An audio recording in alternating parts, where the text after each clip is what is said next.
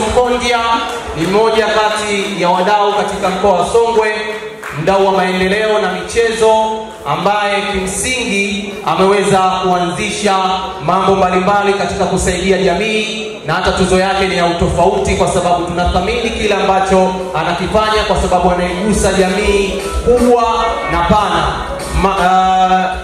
Onesimo Mkondia ameweza kuchangisha michango mbalimbali, ameweza kutembelea watoto yatima, ameweza kutembelea hospitali kutoa misaada, lakini pia ameweza kuanzisha ligi mbalimbali ambazo zimefanyika kwa mafanikio makubwa sana. Lakini hata Meja MC juzi tu ametoka kumchangia milioni 1 na kumkatia bima ya afya.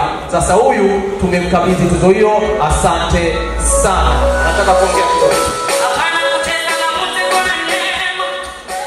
Asante ndugu mheshimiwa mgeni rasmi mkuu wetu wa wilaya.